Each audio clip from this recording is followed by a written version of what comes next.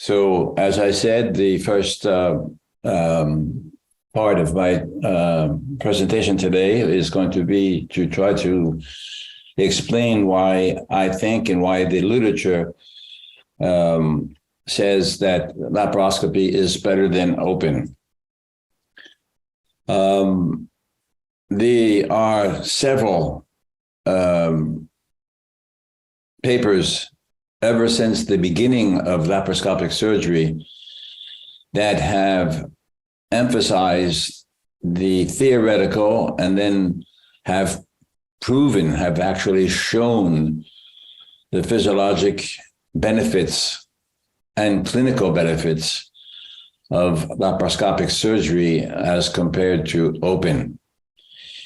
And all throughout my talks today, I will insist on some of these, but just to begin with, let me remind you of the most important effects. And one is that there is less impairment of pulmonary function. Now, this is something that has been open to debate in the beginning, because if in theory, the fact that the anesthesia could be a little bit different, the fact that the abdominal insult was less, the fact that the pneumoperitoneum created hyperpressure on the diaphragm was also something that was debated very seriously by the people concerned with the anesthesia aspect of laparoscopic surgery in the beginning.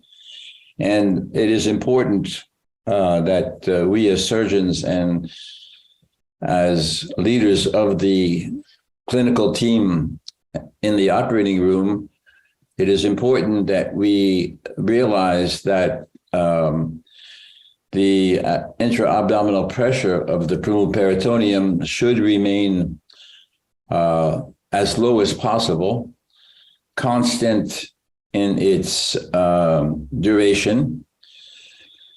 As low as possible means that, of course, you need to see, you need to have an adequate pressure in order for the abdominal wall to be distended, but without exaggeration. But if you can get away with a pressure that is less than optimal, let's say optimal being 12 to 15 millimeters of mercury, if you can get away with less pressure, then of course you will be in the range of benefits for the patient. Less blood loss has been also put forward as one of the physiological benefits. The reason is that theoretically we can see better. And so in that manner, we should be able to, first of all, prevent inadvertent injury to vessels, but also to see where the injury occurs. Now, obviously, when there's a vascular injury in the beginning of laparoscopic surgery, this was a cry of alarm, and many surgeons put forward a word of caution saying that if there were inappropriate bleeding during laparoscopic surgery, of course, you should convert.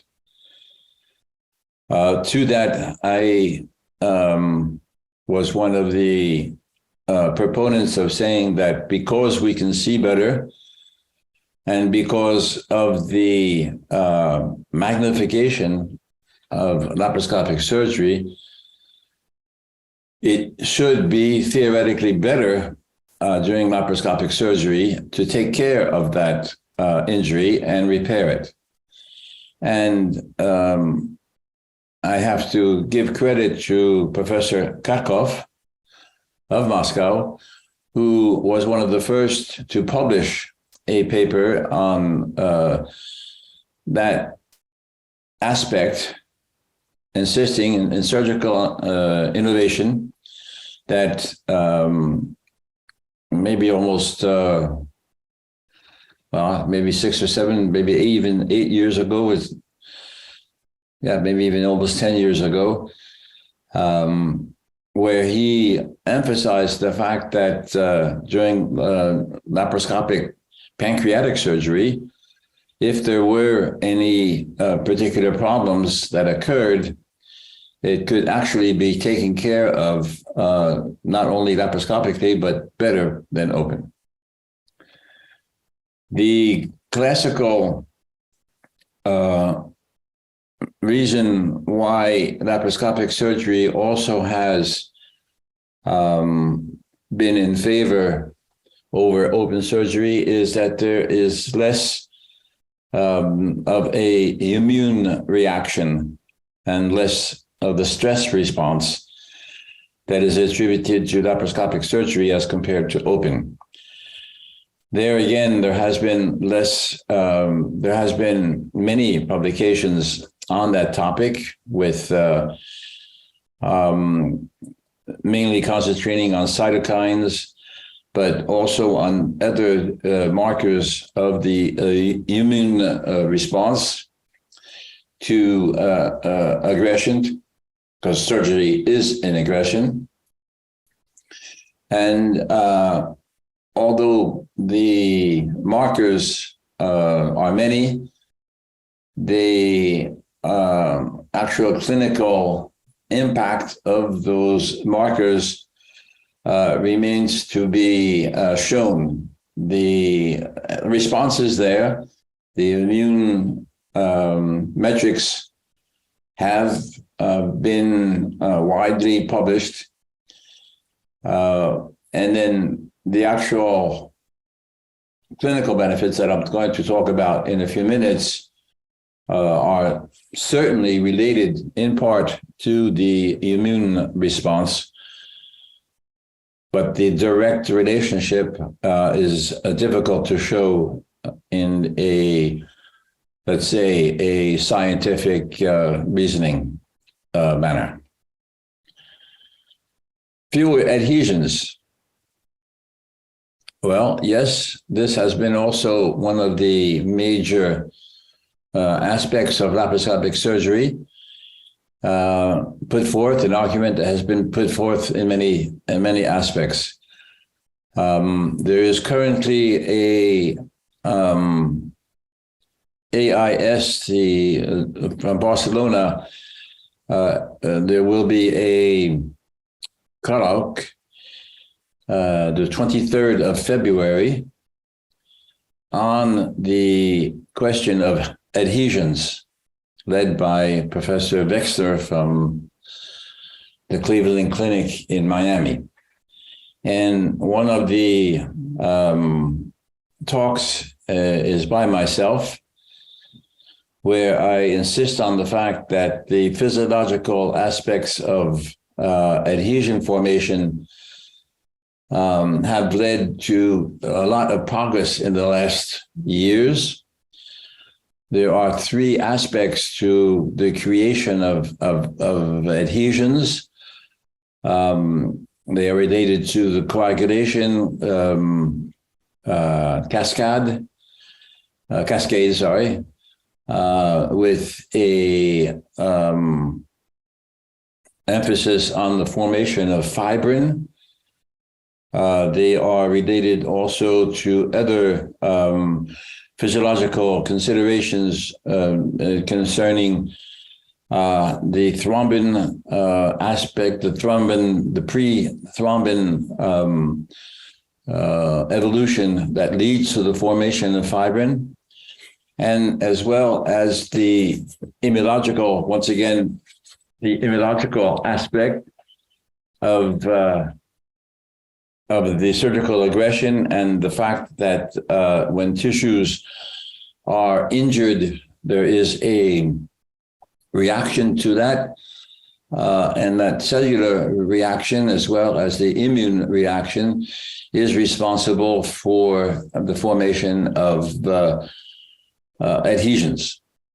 Now, theoretically, laparoscopy is less traumatic in the fact that the instruments are smaller, less traumatic in the fact that the abdominal wall insult is reduced, less traumatic in the aspect of the actual energy that is used for the cutting, division, and coagulation. But that has been done with modern techniques that are also not currently used in open surgery.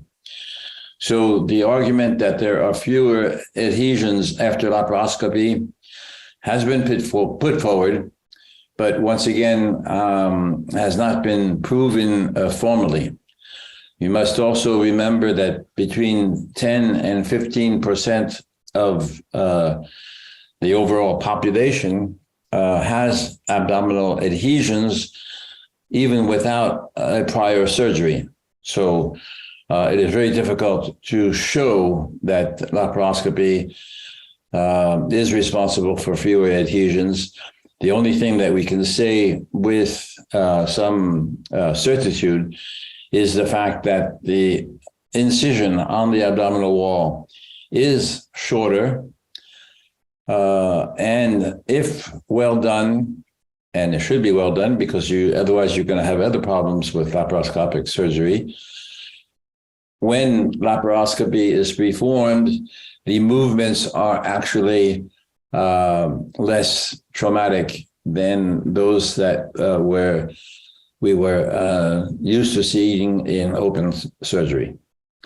Another aspect which is important to consider is that because the atmosphere, the environment in laparoscopic surgery is CO2, even though with higher pressure, it is a contained volume where there is no exposure to the atmosphere in the operating room.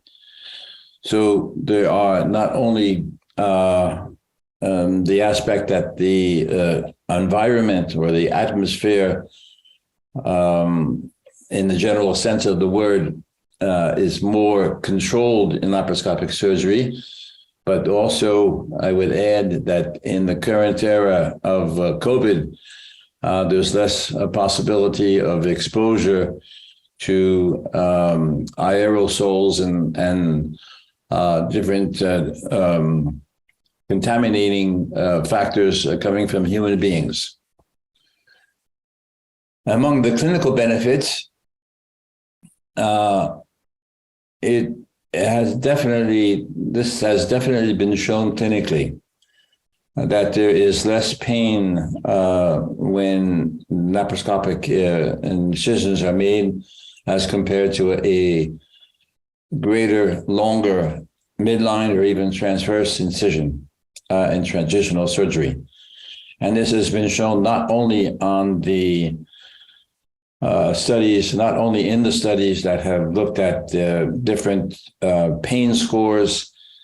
For instance, the most commonly used pain score being the VAS, the visual analog scale score, but also by the fact that there is less need for narcotic anesthesia, analgesia,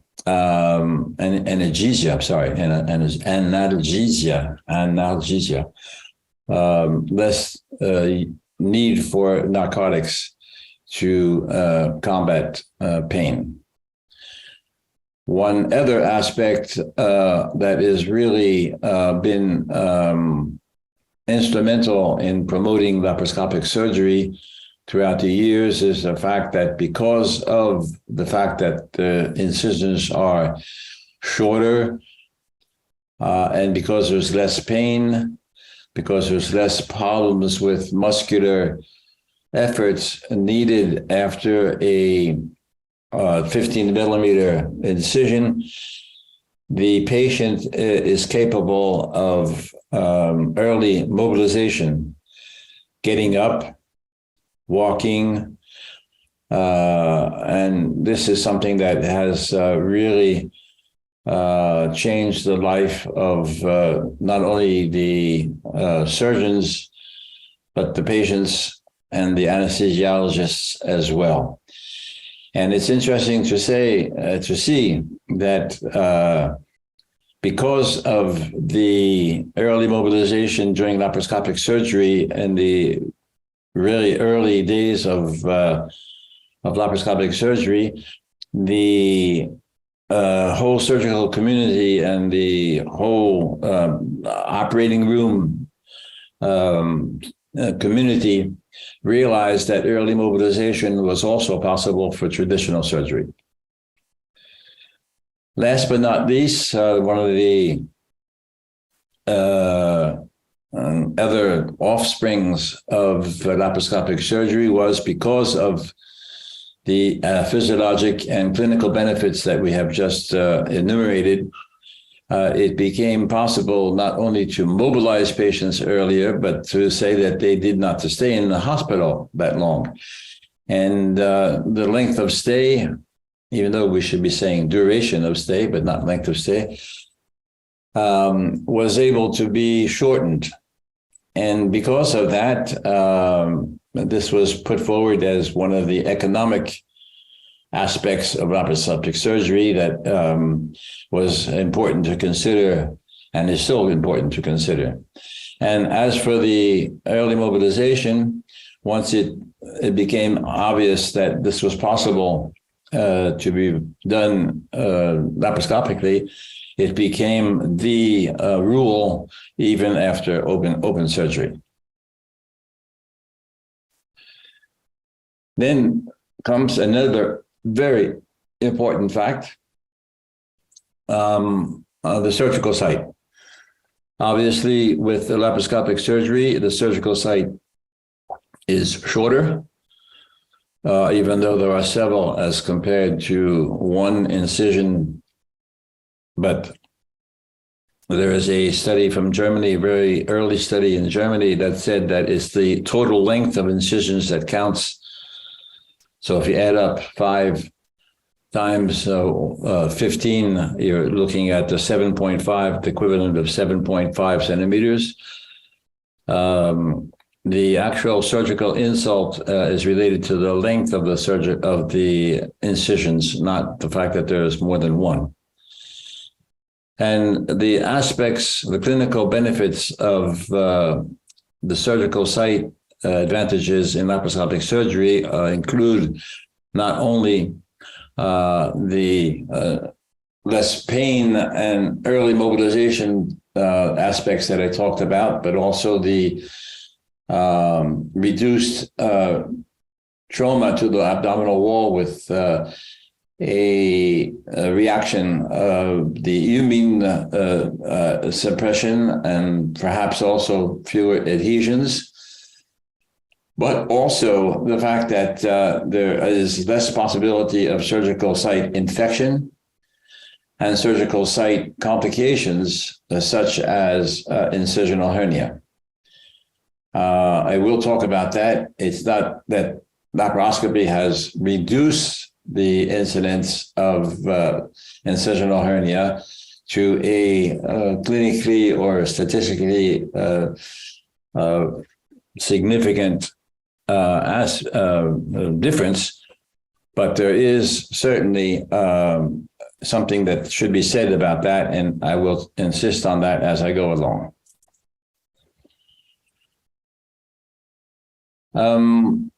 Churchill, in the beginning of the war, Second World War, made a major statement at a luncheon in 1942, where he said, this was the end of the beginning related to the Second World War. And certainly it is an aspect that has touched the minds of surgeons before, when they started to talk about colonic cancer resection being performed laparoscopically. And all the aspects that I'm going to talk about are related to the fact that the end of a certain era, the open era, was pronounced, but it does not mean that there is no more place for open surgery. It just means that there's a new aspect to laparoscopic surgery, and colorectal surgery being one of them, that we have to consider when we talk about different aspects. Once again, Churchill described this effect at the mayor's luncheon when the fighting began in the North African continent. And to the larger extent, he was explaining that a greater challenge would follow. So this is the essence of that editorial in the New England Journal of Medicine, 2004. It was the first technical phase of the technical innovation was over. Laparoscopic surgery had been around for almost 15 years at that time, and the innovation was finished. So now there was much to be done to advance the field. The goal was that surgeons should still make progress beyond the technical aspects of just cutting and showing and cutting and sewing that had been prevalent since surgeons even started their minimal access, they started surgery in the beginning. And now that the approaches involving the minimal access to the abdominal cavity were only the beginning of the new era. In the beginning, however, laparoscopic colectomy was very slow to catch on. Major and especially cancer centers were very reluctant to accept this new technique, this new aspect, and there was substantial controversy regarding the safety and the efficacy of laparoscopic surgery in the beginning.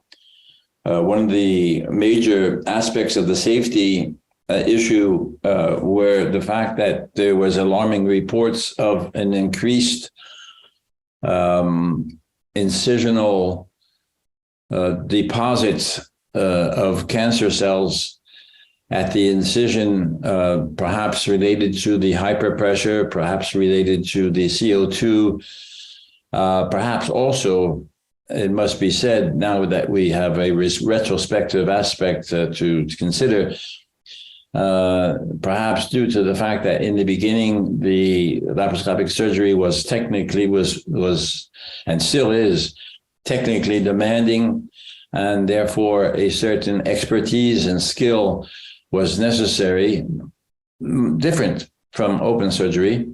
And this might be one of the reasons why in the beginning there was a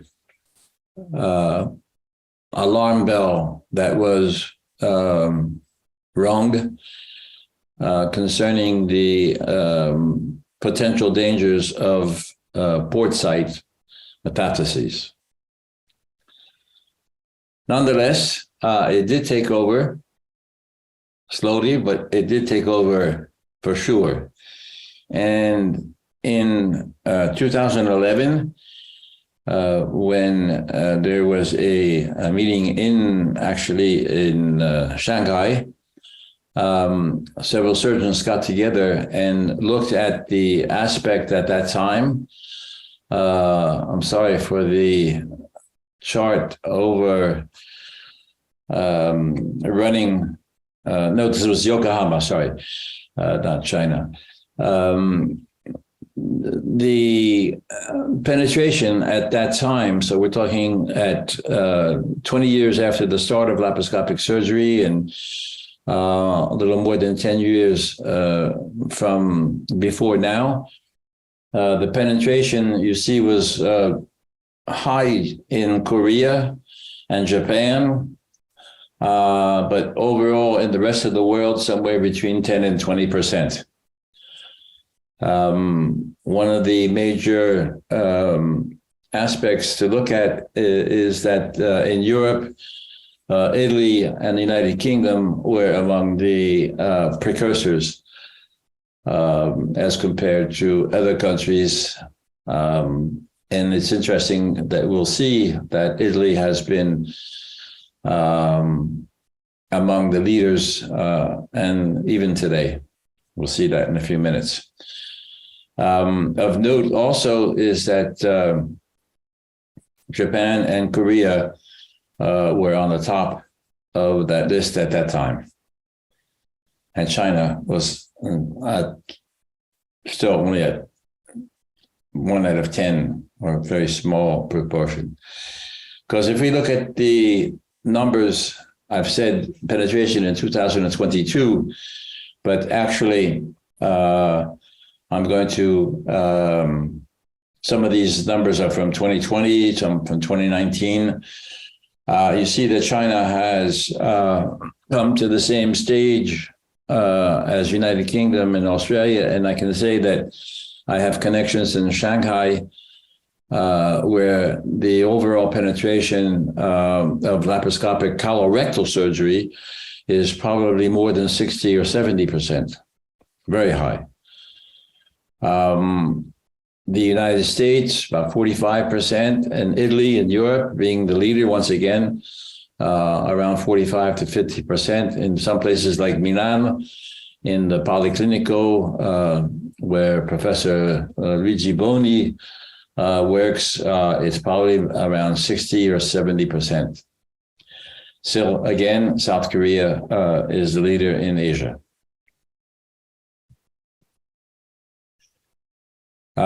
There was also an international survey published recently, surgical endoscopy 2022, led by the team from Strasbourg, that looked at the gap between the guidelines and reality. In other words, guidelines saying that laparoscopy was good for this and good for that, and what was actually done in surgical practice. And then again, the penetration, so that with a good response, essentially from South America, and more than South America than other countries around the world, they looked at the penetration and found that the proportion of surgeons that were performing surgical procedures laparoscopically varied quite a bit, and that about 1/4 of the surgical population that responded to this international survey were performing more than 75% of the procedures laparoscopically, which is actually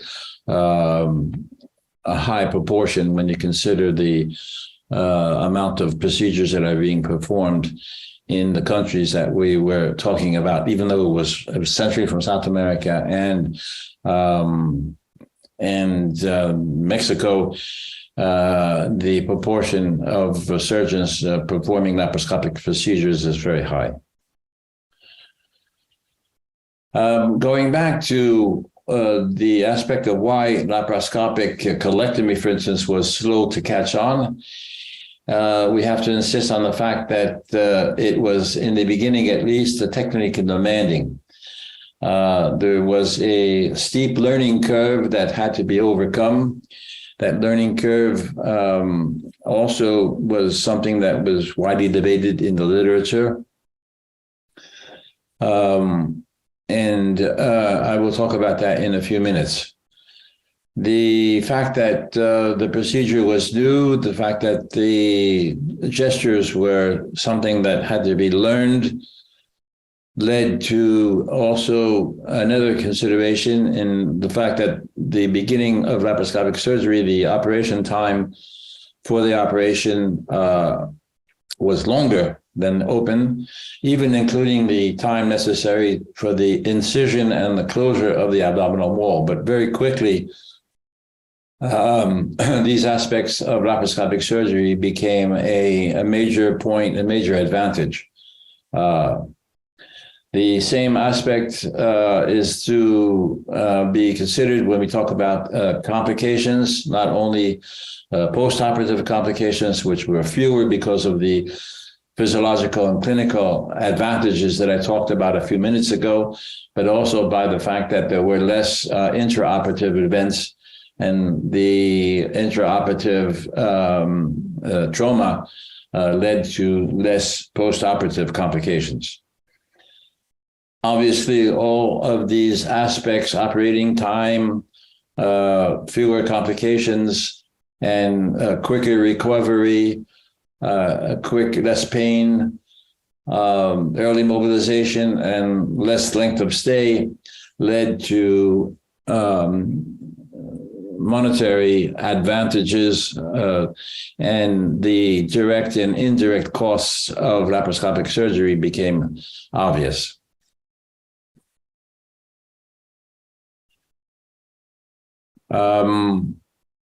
I do have a few words to say about the learning curve in laparoscopic surgery.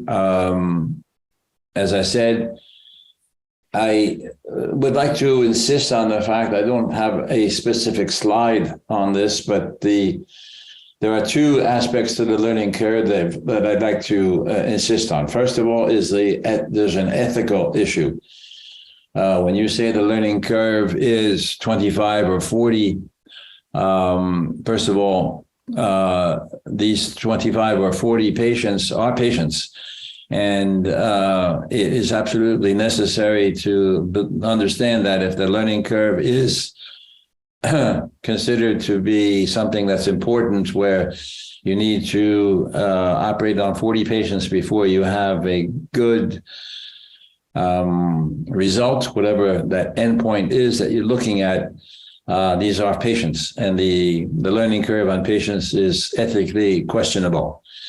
So this is why simulation and training on simulation models, as opposed to learning how to do an operation on patients, is of essence.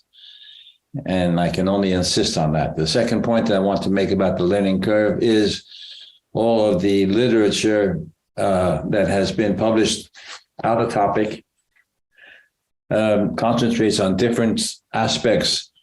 Is it a learning curve? Is it the number of patients that you need to operate on in order to decrease the operating time? Is that the metric that's most important?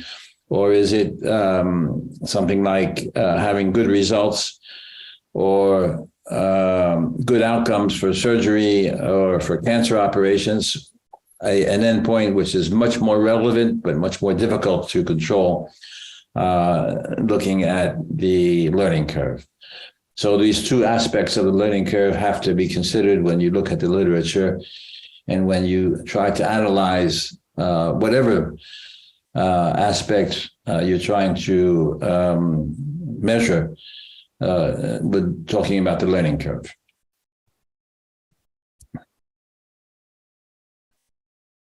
One of the other reasons why laparoscopic surgery, especially colorectal surgery, was slow to start was the controversy regarding the efficacy and the safety in cancer that I talked about. I talked about port site metastases, but there was also another aspect that had to be considered, was the adequacy of resection.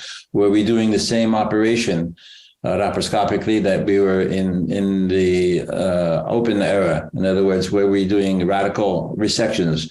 Were we doing adequate cancer lymphadenectomy?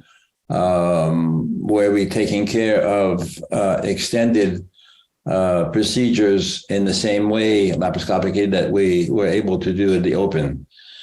And this was something that was hotly debated in the beginning, and now I think we have absolutely no concerns about that anymore. We can do exactly the same, if not better, laparoscopically as compared to traditional open surgery.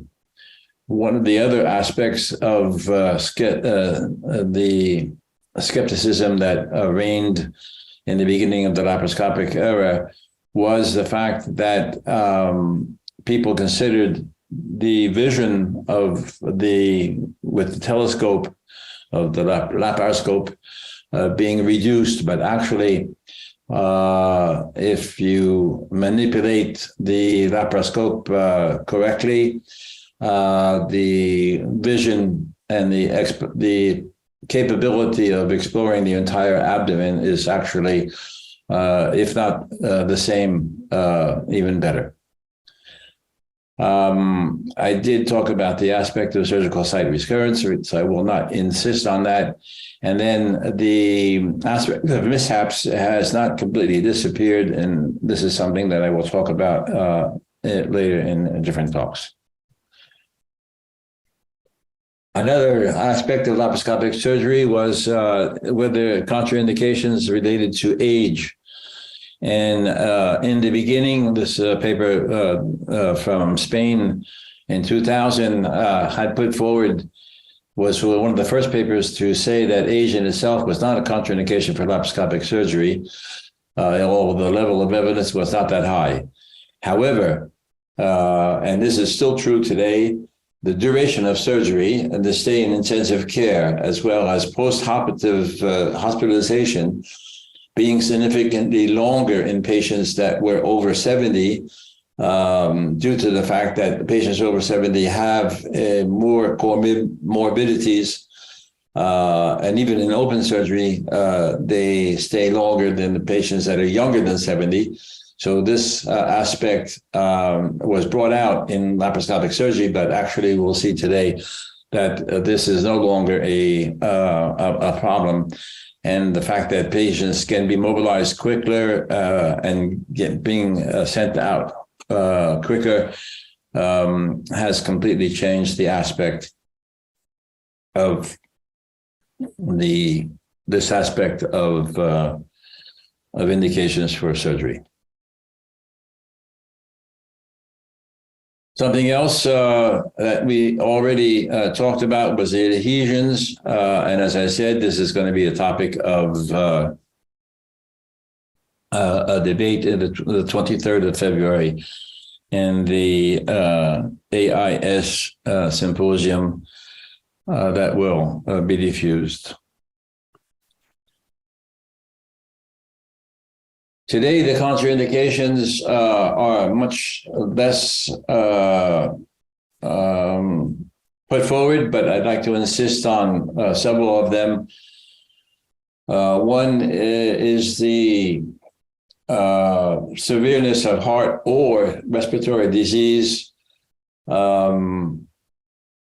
This is something that has not changed and should be taken with high consideration. Patients that have a voluminous incisional hernia, if the incisional hernia is not the topic of the operation, can be a problem, but it's not an absolute contraindication. Previous multiple abdominal operations are something to consider because of the fact of adhesions and the possibility of organs, especially hollow organs, being close to those incisions. Tension ascites is obviously going to be a problem, as well as diaphragmatic hernia, even though rare. This is easily understood. So other technical aspects are the fact that acute abdominal pain is a very common reason for consultation in the emergency room, and even for hospitalization. And the most common aspect is what we call non-specific abdominal pain, somewhere between 16 and 28% of the population. These objects, these reasons for hospitalization have given rise to different aspects of laparoscopic surgery being an essential tool for exploration to eliminate the organic reasons for nonspecific abdominal pain.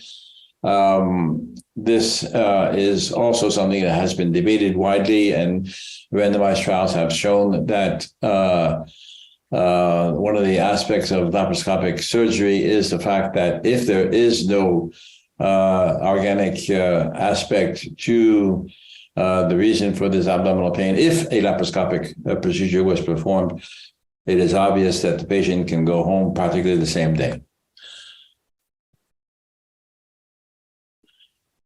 There are other aspects that have to be considered, and one of them is the high-risk patient. The high-risk patient for laparoscopic colorectal surgery, for instance, has to be underscored.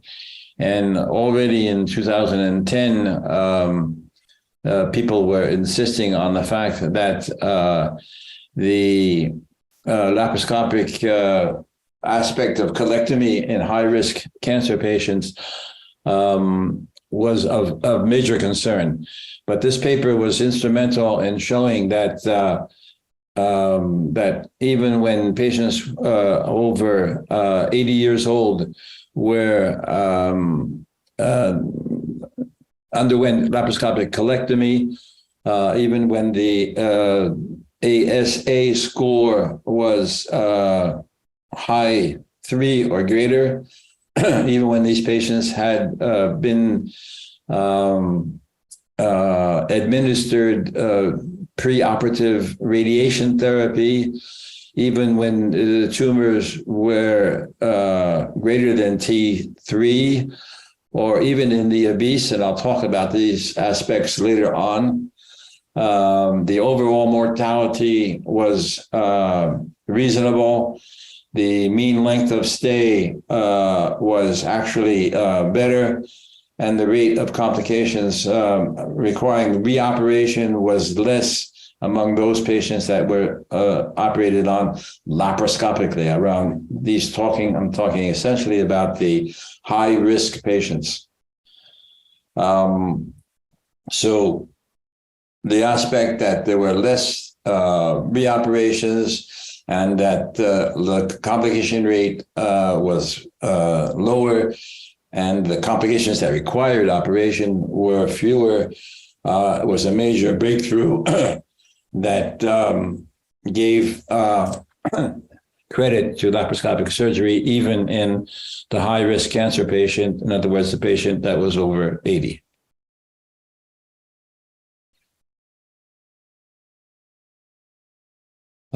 This also was brought out in a later paper, 2014, where the Japanese came to a very important conclusion when they even talked about the idea that even when there were cardiovascular aspects, or that the performance status was low, the laparoscopic operation led to median operation time, blood loss, and conversion rates that were completely compatible with continuing laparoscopic surgery in that population. The adequacy of resection was high. 95% of these patients had a R0 resection. The postoperative complications were within a reasonable range.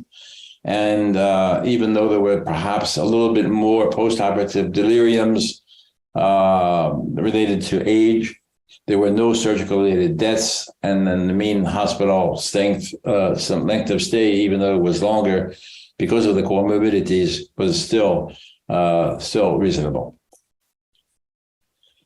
So the conclusion was, even though it's over a little difficult to read, that laparoscopic surgery could be performed safely and had advantages in terms of faster gastrointestinal recovery and shorter length of hospital stay. And because of that, the laparoscopic approach was something that should be considered in the patients, even in the very early, elderly of age over 85.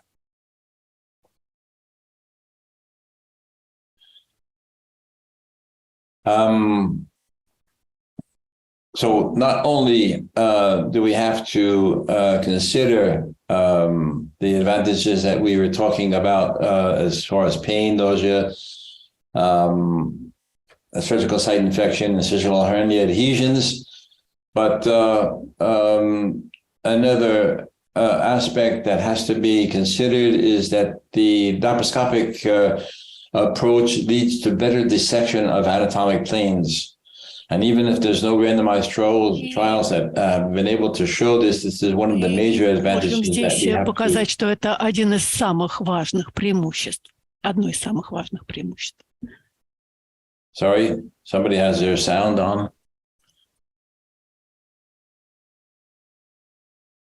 Is it okay to continue? Yeah, go on, yeah. Yes, okay. There are no randomized trials to show this, but there is better dissection being performed, especially, we'll talk about that when we consider rectal surgery in a few minutes.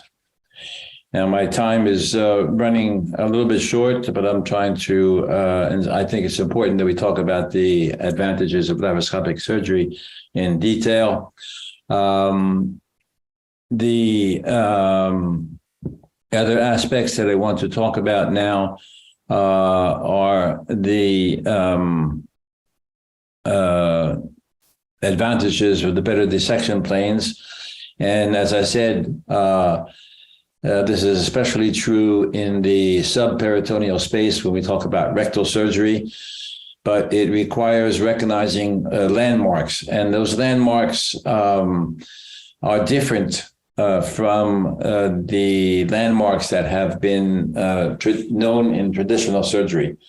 I will insist on that in my last talk today when I talk about the transanal surgery for cancer of the rectum. There was a recent publication by Hüscher and Ricci, published in 2021, that has led to a certain interest in the surgical community that I would like to highlight in the next couple of slides. One of the aspects is that they insisted, the actual paper was about names, giants in the world that had made major contributions to surgery. And I think it's important to point out that in laparoscopic surgery, these named aspects of anatomical landmarks are something that should be recognized. And one of them is what the so-called Boucher area, where there is no or little vessels in the greater omentum. This is especially important in laparoscopic bariatric surgery. We all recognize also the fantastic work by two anatomists, one from Germany, the other from Italy, when they made major contributions to the retroperitoneal structures, and I will talk about that widely in my talks on colectomy. The avascular plane between the told fascia and the girata fascia are something that is easily visualized laparoscopically, and it determines a plane that is used every day when we do colorectal surgery. There is a whitish line that you can see indicated here or here that indicates the separation between the two fascias, and it allows the surgeon to follow the plane in a very special way. Three other giants that gave their name to different aspects of surgery that have their importance not only in laparoscopic surgery but also in any colorectal surgery are Drummond, who described what is called the marginal artery. Now, you have to remember that the marginal artery exists all along the column, whether on the right or on the left, but it usually was referred to in the transverse. But you see that it is in the transverse that it is probably the least consistent because of the variations of the middle colic artery that I'll talk about for one, and then also because of the area of the left colonic flexure, which is called the Griffith critical point. That also is something that we have to be very aware of. There is a second critical point, which is Sudek's critical point, which is located between the watershed area. The watershed area between the end or the distal point of the marginal artery of Drummond on the left side, running off the left colic and the left colic artery here, and the sigmoid vessels that run off the superior rectal artery that are indicated here. I'll talk about that in a few minutes. Another landmark that has its importance is the ligament of Treitz. In other words, the marginal area between the duodenal jejunal D4 portion and the first jejunal loop, a landmark that is very important for the considerations when we talk about the root of the mesentery, the root of the transverse colon. And this is something that has been highlighted by anatomists for many, many years, but has really come into perspective during the laparoscopic era. Let me talk about that for a few minutes, in a few minutes, I'm sorry. Another aspect that has come out of laparoscopic surgery that is due to a surgeon called Gruber that looked at the different relationships between the different fascia, the Holt fascia, as it lies on the Geroda fascia on either side, and where the mesentery and the runoff of the sigmoid join around the aorta, the abdominal aorta. There is an intersigmoid recess that has led to interest when you talk about this thickening of the mesentery, which is known as the Gruber ligament, which is an essential landmark between the inferior mesenteric artery and the anterior aspect of the aorta. And this was also defined by another very famous colorectal surgeon, Bacon, in the United States, that leads to easy recognition of the inferior mesenteric artery when dissecting for left colonic cancer. So these aspects are very important, and especially in the obese, where there's a definite advantage to laparoscopic surgery because of the fact that there's less pulmonary complications. Essentially, it is essential to recognize these landmarks. Let me insist on the fact also that obesity has been a major contribution to laparoscopic surgery. The bariatric surgery really ran off to a high degree because of laparoscopic. Excuse me.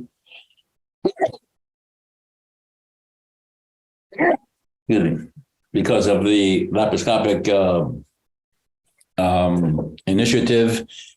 And that has led also to the fact that we now consider that obesity is not a contraindication to laparoscopic surgery, but actually one of the advantages of laparoscopic surgery for all aspects of surgery. And just recently in the American literature, as well as in the Asian and the European literature, there has been considerable attention drawn to the fact that obesity is laparoscopic surgery is a major advantage to operating whatever type of operation, not only bariatric surgery, but all aspects of surgery can be facilitated by the use of laparoscopic surgery. Here's the results of a study from Greece on the fact that laparoscopy had a positive aspect on the results for gastrectomy for cancer in the obese, as well as not only for the over aspect, but the overall complication rates were lower, operative time was shorter, and the was longer, sorry.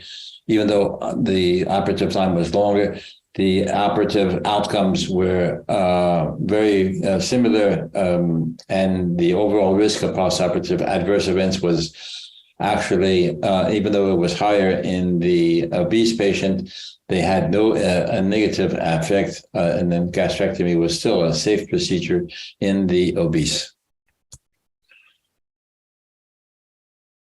Other literature has shown that the laparoscopy was better and had better results in operations performed in the gynecology sphere for appendectomy, and Popa was one of the authors from my team that showed this a couple of years ago.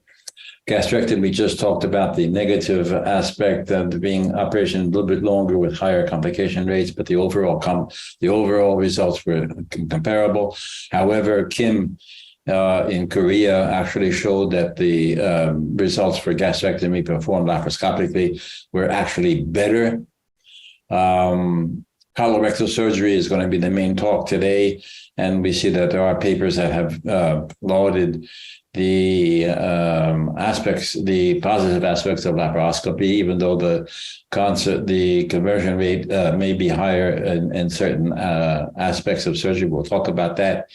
And then even in general surgery in the obese, there are many recommendations that say that any operation in the obese should be the adjunctive use of prophylactic mesh to prevent the post-operative incisional hernia should be routine. The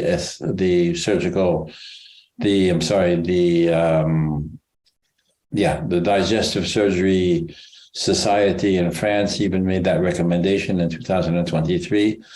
where actually, if you perform the operation laparoscopically, there's absolutely no use for any prophylactic mesh. The SFCD made other recommendations that I would like to insist on in conjunction with the Anesthesia Society, the SFIR. Just a slide to remind you that the general aspects of the advantages, rather, of laparoscopy in the obese require that there be specific hospital care facilities and equipment. This means people that are acquainted with the specific care of the obese. You have to have an operating room. You have to have an operating table. You have to have beds that are equipped in such a way that they will support patients that are over 80 kilos. You have to have people that are acquainted with treating complications in the obese. These are specialized centers. When a patient is not only operated on for bariatric surgery, but an obese patient has a complication postoperatively, the way that these complications have to be treated best done, and it's recognized widely in centers that are highly specialized in bariatric surgery. For operations, there has been studies that have shown that the beach chair position is much better than the reverse Trendelenburg if that extreme position is necessary. There is a major call for a routine leg compression and anticoagulation, especially in the obese, even though it has not been proven very formally. The battle against hypothermia is a major challenge in the obese, mainly because of the fact that these operations may last longer, and the longer the operation on an operation table is, the longer, the higher the possibility of hypothermia and of compression and compartment syndrome occurring. So this is something that has to be considered. Another advantage of laparoscopic surgery that has been perhaps estimated and that I think is very important is the fact that it opened the door to what we call NOTES. NOTES is an acronym that stands for Natural Orifice Extraction of the Specimen. And this is due to Morris Franklin already in 1993, where he described natural orifice extraction for the rectal cancer, as you see indicated in the diagram on the bottom, through the anus. He was one of the first to emphasize the possibility of doing that. Unfortunately, he has left us about 2 years ago, although he was not even 70 years old, but he was a major proponent of this type of surgery. Not only is there a aspect that has to be considered, that there's less trauma because of the abdominal wall complications that were related to specimen extraction, emphasizing the fact that the hospital stay would be shorter, that there was less pain. With fewer complications, there were also the possibility of giving earlier chemotherapy when indicated. And then fact that there's no specific incision needed for specimen retrieval was a major contribution to the cosmetics, the better cosmetics, and the patient acceptation of the operation. Last but not least, I'd like to talk about the advantage of robotics. The problem with robotics is that all the publications out there are very highly driven by industry. And you can see that papers that have supported about laparoscopic surgery are highly influenced by the fact of the amount of money that is paid out by the companies through these publications. And I just don't have to insist on this to be very wary of the advantages of robotic surgery, which have not been shown in any aspect of laparoscopic surgery today, even though the publications, as I say, are highly in favor in several aspects.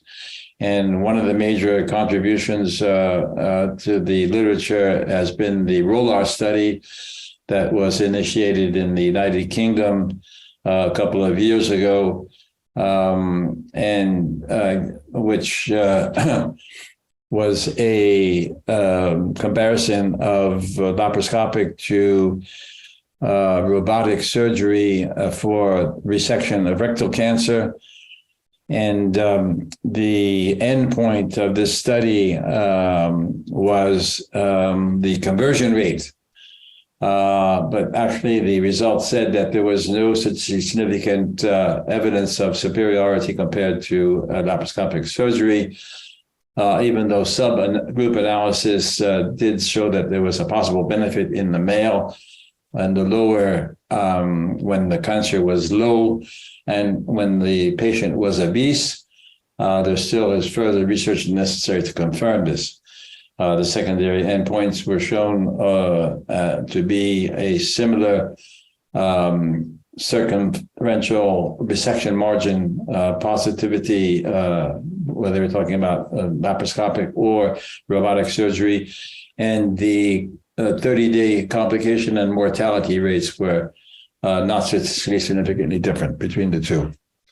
So this was published by David Jane a couple of years ago, 2017, and has remained the major contribution to the literature as concerns the aspects of the laparoscopic versus robotic controversy. Another aspect also that has not been widely published, but I have the personal feeling, especially in laparoscopic cholecystectomy, that the cirrhotic patient is not a contraindication. To the contrary, papers have shown that there's actually lower mortality and lower morbidity in the cirrhotic patient that undergoes laparoscopic surgery.